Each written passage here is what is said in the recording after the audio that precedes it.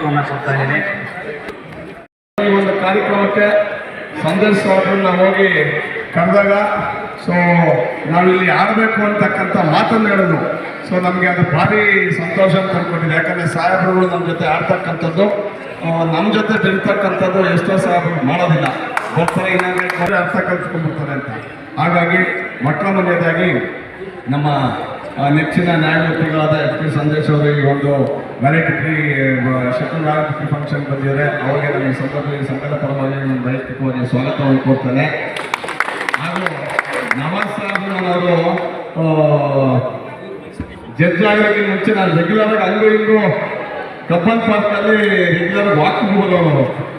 So ಅವ್ರ fitness ನಮಗೆ ಅಲ್ಲಿಂದಲೂ ನನಗೆ ವೈಯಕ್ತಿಕವಾಗಿ ನೋಡುವಂಥ ಸಂದರ್ಭದಲ್ಲಿ ನಮಗೆಲ್ಲ ಅವರ ಒಂದು ಮಾದರಿ, ಅವರು ಏನು ಇಬ್ಬರು ಸಾಹೇಬರು ಅಷ್ಟೇ ಸಹ ಇಲ್ಲಿ ಏನು ಅವರು ಸ್ಪೋರ್ಟ್ಸ್ ಮ್ಯಾನ್ ಸ್ಪಿರಿಟಲ್ಲಿ ಈಗ ಬಂದಿದ್ದಾರೆ, ಅದೇ ಸ್ಪೋರ್ಟ್ಸ್ ಮ್ಯಾನ್ ಸ್ಪಿರಿಟಲ್ಲಿ ಮೇಲ್ಗಡೆ ವೇದಿಕೆ ಅವರ ಒಂದು ಜಡ್ಜ್ಶಿಪ್ ಮಾಡಬೇಕಾದ್ರೂ ಅದೇ ಒಂದು ಸ್ಪಿರಿಟಲ್ಲಿ ಇರ್ತಾರೆ. ಹಾಗಾಗಿ ಇವತ್ತಿನ ಒಂದು ಸಂದರ್ಭದಲ್ಲಿ ಈ ಇಬ್ಬರು ನ್ಯಾಯಮೂರ್ತಿಗಳ ಮನಸ್ಥಿತಿ, ಅವರ ಹಾವಭಾವಗಳು ನಮ್ಮ ಜೊತೆ ಬೆಳೀತಕ್ಕಂಥದ್ದು ಅಂತ ನಮಗೆಲ್ಲೋ ಒಂಥರ ನಮ್ಮ ಸೌಭಾಗ್ಯನೇ ಇಂಥ ನ್ಯಾಯಮೂರ್ತಿಗಳನ್ನ ಪಡೆದಿರ್ತಕ್ಕಂಥದ್ದು ಅಂತ ನಾನು ಈ ಮಾತನ್ನು ಹೇಳ್ತಾ, ನವಾಜ್ ಸಾಹೇಬರು ಇವತ್ತು ಈ ಕಾರ್ಯಕ್ರಮಕ್ಕೆ ಅವ್ರು ಎಷ್ಟೇ ಕೆಲಸ ಮೇಲೆ ಬದಿಗಿಟ್ಟು ಬಂದಿದೆ, ಅವ್ರಿಗೂ ಸಹ ನನ್ನ ಸಂಘದ ಪರವಾಗಿ ನಾನು ವೈಯಕ್ತಿಕವಾಗಿ ಸ್ವಾಗತವನ್ನು ಕೋರ್ತೇನೆ.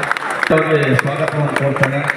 ಉಪಾಧ್ಯಕ್ಷರ ಗಿರೀಶ್ ಅವರು ನಮಗೆ ಸದಾ ಮೇಡಮ್ ಅವರಿದ್ದಾರೆ, ಖಜಾಂಚಿಗಳು, ಅವರು ಸಹ ನಮ್ಗೆ ಎಲ್ಲ ರೀತಿ ಫೈನಾನ್ಸ್ ಸಪೋರ್ಟ್ ಮಾಡ್ತಾ ಇದ್ದಾರೆ. ಅವರು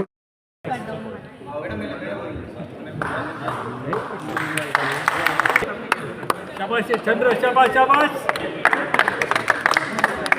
शाबाश चंद्र. ಧನ್ಯವಾದಗಳು ಸರ್.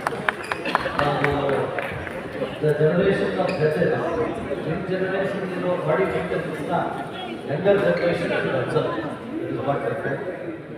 And under 20 ಇದ್ದವರು ಎಲ್ಲಿ ರಾಜು ಅವರು ಅಂಡರ್ 20 ಅವರು ಜಸ್ಟಿಸ್ ನವಾಜ್ ಒಂದು ಹೇಳಬೇಕು. Apart from Justice Nawaz and Justice Sandesh, now practice time in the highest values and principles they have exhibited in their judging.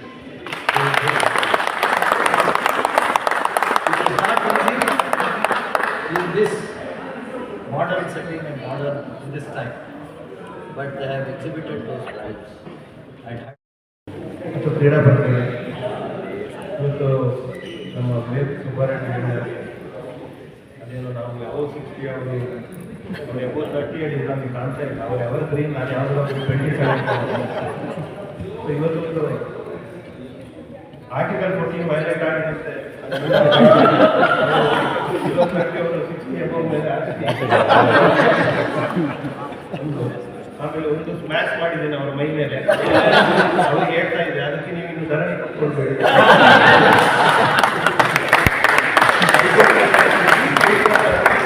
ಕಟ್ಕೊಳ್ಬೇಡಿ ಅಂತ ಒಂದು ಮಾತು ಹೇಳಿದ್ದೇನೆ. ಸುಮ್ಮನೆ ಇದು ರೈಟರ್ಸ್ ಆಯಿತು. ಎಲ್ಲ ಕ್ರೀಡಾಪಟುಗಳಿಗೆ ನಾನು ಅಭಿನಂದನೆ ಸಲ್ಲಿಸ್ತಾ ಇದ್ದೀನಿ.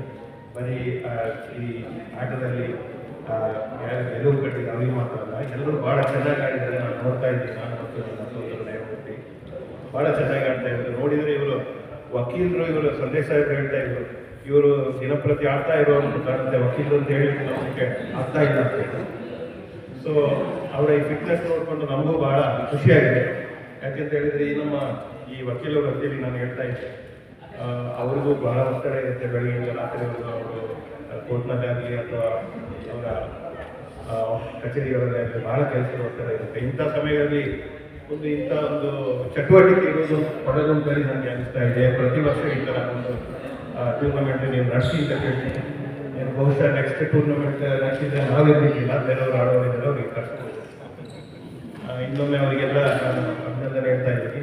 ನಮ್ಮಿಬ್ಬರನ್ನು ಅವರಿಗೆ ಕರೆಸಿ ನಮ್ಮನ್ನು ಒಂದು ಏನೋ ಸಮಾರಂಭದಲ್ಲಿ ಭಾಗವಹಿಸಲಿಕ್ಕೆ ಒಂದು ಅನುವು ಮಾಡಿಕೊಟ್ಟ ಎಲ್ಲರಿಗೂ ಅಧ್ಯಕ್ಷರು ಮತ್ತು ಈ ಟೀಮಿಗೆ ನಾನು ಕೃತಜ್ಞತೆ ಹೇಳ್ತಾ ಇದ್ದೀನಿ.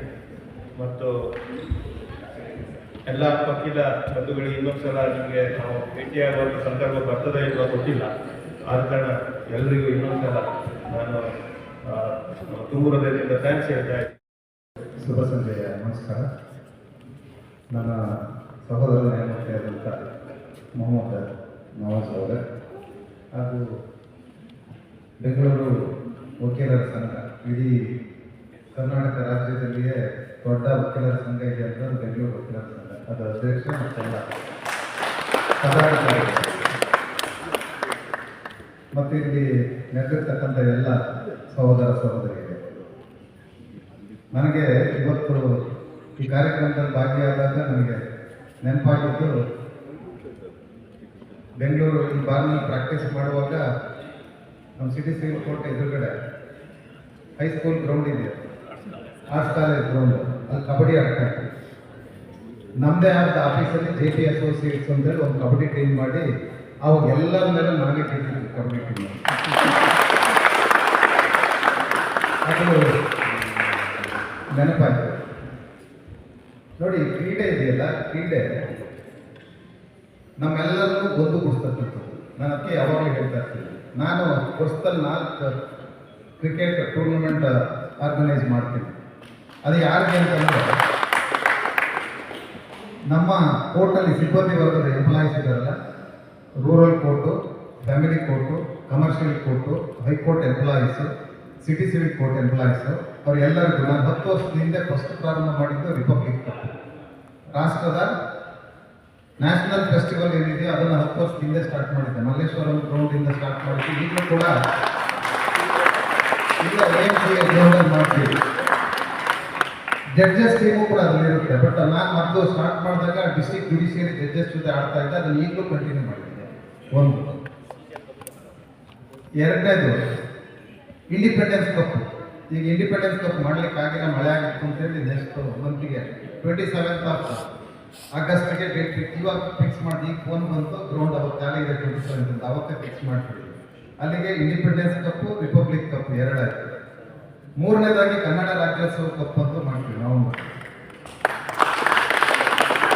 ಸಮ್ಮರ್ ಕಪ್ ಅಂತ ಮಾಡ್ತೀವಿ. ಅದು ಈ ಸರಿ ಫಸ್ಟ್ ಟೈಮು ಬಸವ ಜಯಂತಿ ದಿವಸ ಇಂಟ್ರೊಡ್ಯೂಸ್ ಮಾಡಿದ್ವಿ. ಮೊನ್ನೆ ಲಾಸ್ಟ್ ಇದರಲ್ಲಿ ಸಮ್ಮರ್ ಕಪ್ ಮಾಡಿದ್ವಿ. ಒಟ್ಟಿಗೆ ಈಗ 4 ಕಪ್ ಇದೆ. ಉದ್ದೇಶ ಅಷ್ಟೇ, ಎಲ್ಲರೂ ಒಟ್ಟಿಗೆ ಒಂದು ಸಮ್ಮಿಲನ ಆಗಲಿಕ್ಕೆ. ಇಲ್ಲಿ ಯಾಕೆ ಅಂತಂದ್ರೆ, ನಮ್ಮ ಜೊತೆ ಆಡ್ತಕ್ಕಂಥವ್ರು ಡಿ ಗ್ರೂಪು, ಎಲ್ಲ ಗ್ರೂಪ್ನವರು ಇರ್ತಾರೆ. ಜಡ್ಜಸ್ಸು ಆಡ್ತೀವಿ, ಕೋರ್ಟ್ ಸ್ಟಾಫು ಆಡ್ತೀವಿ, ಅಡ್ವೊಕೇಟ್ಸ್ ಬರ್ತಾ ಇದೆ. ಯಾಕೆಂದರೆ ಅಡ್ವೊಕೇಟ್ಸು ನಿಮ್ಮದೇ ಆದ ಒಂದು ನೀವು ಮಾಡ್ತಾ ಇರ್ತೀವಿ. ಬಟ್ ಅವರುಗಳಿಗೆ ಸ್ಪೋರ್ಟ್ಸ್ನ ಆರ್ಗನೈಸ್ ಮಾಡ್ತಕ್ಕಂಥದ್ದು ಭಾಳ ಕಡಿಮೆ. ಆ ಉದ್ದೇಶನ ನಾನು ನಿಮ್ಗೆ ಹೇಳ್ತಾ ಇದ್ದೀನಿ. ಅದನ್ನು ಮಾಡ್ತೀವಿ ವರ್ಷದಲ್ಲಿ 4 ಸರಿ. ಇದ್ರ ಮುಖ್ಯ ಉದ್ದೇಶ ಏನು ಅಂತಂದರೆ, ಒಂದು ಸಮ್ಮಿಲನ ಒಂದು. ಎರಡನೇದು, ನಮ್ಮನ್ನೆಲ್ಲ ಒಂದುಗೂಡಿಸೋದು ಯಾವುದು ಅಂತಂದರೆ ಕ್ರಿಕೆಟ್, ಕ್ರೀಡೆ. ಕ್ರೀಡೆ ಅಂತಂದರೆ ಇಲ್ಲಿ ಜಾತಿ ಮತ ಭೇದ ಯಾವುದೂ ಇರೋದಿಲ್ಲ.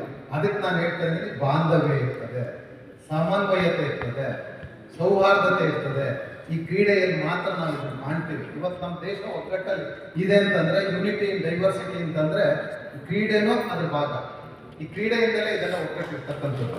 ಅದರಿಂದ ನಾವು ಈ ದೇಶ ವಿವಿಧತೆಯಲ್ಲಿ ಏಕತೆಯನ್ನು ಕಂಡುಕೊಳ್ತಾ ಇದೆ ಅಂತಂದರೆ ಈ ಕ್ರೀಡೆಯಿಂದ ಮಾತ್ರ ಅನ್ನೋ ಮಾತನ್ನು ಈ ಸಂದರ್ಭದಲ್ಲಿ ನಾನು ಹೇಳಲಿಕ್ಕೆ ಇಷ್ಟಪಡ್ತೇನೆ. ಅದರ ಜೊತೆಗೆ ಈ ಕ್ರೀಡೆಯನ್ನು ನೀವು ಬಾರ್ ಅಸೋಸಿಯೇಷನ್ ಅವರು ಯಾವಾಗಲೂ ವರ್ಷ ಮಾಡ್ತಾ ಇರ್ತೀರಿ. ಬಟ್ ಮೋಸ್ಟ್ಲಿ ಈಗ ಹಿಂದೆ ಬಂದು ಇದೇ ಗ್ರೌಂಡಲ್ಲಿ ನಾನು ನವಾಜ್ ಅವರು ಆಡಿದ್ವಿ. ಮೋಸ್ಟ್ಲಿ 3-4 ವರ್ಷ ಆಯ್ತು ಅನ್ಸುತ್ತೆ, 22 ಇರ್ಬೋದು ಅಲ್ಲ. ಅದಕ್ಕೆ ನಾನು ಹೇಳಿದೆ ಫಸ್ಟ್, ನಾನು ನವಾಜ್ ಅವರು ಇದ್ದಾರೆ, ನಾವು ಇಲ್ಲೇ ಇದ್ದೀವಿ, ಇದೇ ಬೆಂಚಲ್ಲಿ ಇದ್ದೀವಿ, ಅದರಿಂದ ಇಬ್ಬರು ಕರೆಗೆ ನಾವು ಬಂದು ಮ್ಯಾಚ್ ಆಡ್ತೀವಿ. ಮತ್ತು ಶಾರೀರಿಕವಾಗಿ ಒಂದು ದೃಢತೆಯನ್ನು ಇಟ್ಕೊಳ್ತಕ್ಕಂಥದ್ದು ಈ ಕ್ರೀಡೆಯಿಂದ ಮಾತ್ರ ಅದು ಸಾಧ್ಯ ಆಗ್ತಕ್ಕಂಥದ್ದು.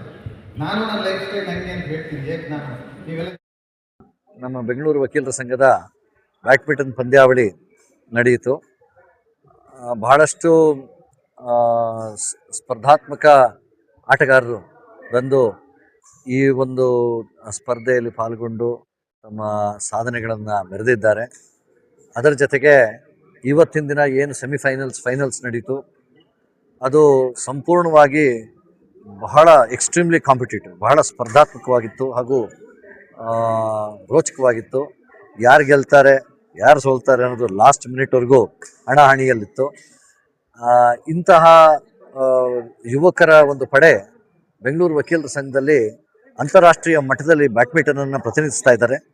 ಅದು ನಮಗೆ ಒಂದು ಆನಂದ ತರುವ ಒಂದು ಸಂಗತಿ ಹಾಗೂ ನಮಗೆಲ್ಲ ಹೆಮ್ಮೆ ತರುವಂಥ ಒಂದು ಸಂಗತಿ. ಇವತ್ತು ನ್ಯಾಯಮೂರ್ತಿಗಳಾದ ಜಸ್ಟಿಸ್ ನವಾಜ್ ಅವರು, ಜಸ್ಟಿಸ್ ಮೊಹಮ್ಮದ್ ನವಾಜ್ ಅವರು ಹಾಗೂ ನ್ಯಾಯಮೂರ್ತಿಗಳಾದ ಜಸ್ಟಿಸ್ ಸಂದೇಶ್ ಅವರು, ಇವರಿಬ್ಬರು ಹಿರಿಯ ನ್ಯಾಯಮೂರ್ತಿಗಳು ನಮ್ಮ ಬೆಂಗಳೂರು ಉಚ್ಚ ನ್ಯಾಯಾಲಯದಲ್ಲಿ. ಅವರಿಬ್ಬರು ಬಂದು ಎಲ್ಲರ ಜೊತೆ ಪಾಲ್ಗೊಂಡು ಈ ಒಂದು ಸಮಾರಂಭದಲ್ಲಿ ಈ ಪ್ರತಿಭಾ ಪುರಸ್ಕಾರರಿಗೆಲ್ಲ ವಿಜೇತರಿಗೆಲ್ಲ ಪ್ರೈಸಸ್ನ ಕೊಟ್ಟರು. ಹಾಗೂ ಅದರ ಜೊತೆಗೆ ನಿನ್ನೆ ಜಸ್ಟಿಸ್ ನಾಗಪ್ರಸನ್ನ ಅವರು ಬಂದು ಇದನ್ನು ಉದ್ಘಾಟನೆ ಮಾಡಿದ್ರು, ಬ್ಯಾಡ್ಮಿಂಟನ್ ಪಂದ್ಯಾವಳಿನ. ಬಹುಶಃ ಬೆಂಗಳೂರಿನ ಈ ಒಂದು ಅಂತಾರಾಷ್ಟ್ರೀಯ ಮಟ್ಟದಲ್ಲಿ ಆಡುವಂಥ ಬ್ಯಾಡ್ಮಿಂಟನ್ನ ನಾವು ಬೇರೆ ರಾಜ್ಯಗಳಲ್ಲಿ ಹಾಗೂ ಅಂತಾರಾಷ್ಟ್ರೀಯ ಮಟ್ಟದಲ್ಲಿ ತೆಗೆದುಕೊಂಡು ಹೋಗಿ ಬೆಂಗಳೂರನ್ನ ವಿಜೇತರನ್ನಾಗಿ ಮಾಡುವಂಥ ಕ್ರೀಡಾಪಟುಗಳು, ಯುವಪಟುಗಳು ಇದ್ದಾರೆ. ಅವ್ರಿಗೆಲ್ರಿಗೂ ನಾನು ವಂದಿಸ್ತೀನಿ. ಹಾಗೂ ಬಿಲೋ 40, ಅಬವ್ 40, ಅಬವ್ 50 ಈ ಥರ ಬೇರೆ ಬೇರೆ ವರ್ಗಗಳಲ್ಲಿ ವಿಜೇತರಾಗಿದ್ದಾರೆ, ರನ್ನರ್ಸ್ ಅಪ್ ಆಗಿದ್ದಾರೆ. ಅವರೆಲ್ಲರಿಗೂ ಅಭಿನಂದಿಸ್ತಾ ಈ ಒಂದು ವರ್ಷಕ್ಕೂ ಇನ್ನಷ್ಟು ಉನ್ನತ ಮಟ್ಟಕ್ಕೆ ಆ ಕ್ರೀಡೆಯ ದರ್ಜೆ ಏರುವುದನ್ನು ನಾವು ನೋಡ್ತಾ ಇದ್ದೀವಿ. ಇದು ನಮಗೆಲ್ರಿಗೂ ಆನಂದ ತರುವಂಥ ಸಂಗತಿ. Thank you. ವಯಸ್ಸೇ ಇಲ್ಲ, 80 ಆಡ್ತಾರೆ, 75 ಆಡ್ತಾರೆ. ಕಾಲು ಎಲ್ಲಿವರೆಗೂ ಓಡಾಡುತ್ತೋ ಅಲ್ಲಿವರೆಗೂ ಕಾರ್ಕಿಂದ ಓಡಾಡ್ಕೊಂಡು ಆಡ್ತಾರೆ. ಅದರಲ್ಲಿ ಅಬವ್ 50 ಹಲವಾರು ವಕೀಲರು ಪಾಲ್ಗೊಂಡು ಹಲವಾರು ಟೀಮ್ಗಳು ವಿಜೇತರಾದರು. ಅವರು ಸಹ ನಾವು ಅವ್ರನ್ನ ಅಭಿನಂದಿಸಬೇಕು. ಯಾಕಂದರೆ ಈ ವಯಸ್ಸಿನಲ್ಲಿ ಅಂತಹ ಸ್ಪರ್ಧೆಯಲ್ಲಿ ಪಾಲ್ಗೊಂಡು ಓಡುವಂಥ ಸ್ಪರ್ಧೆಯಲ್ಲಿ ಪಾಲ್ಗೊಂಡು ವಿಜೇತರಾಗಿದ್ದಾರೆ.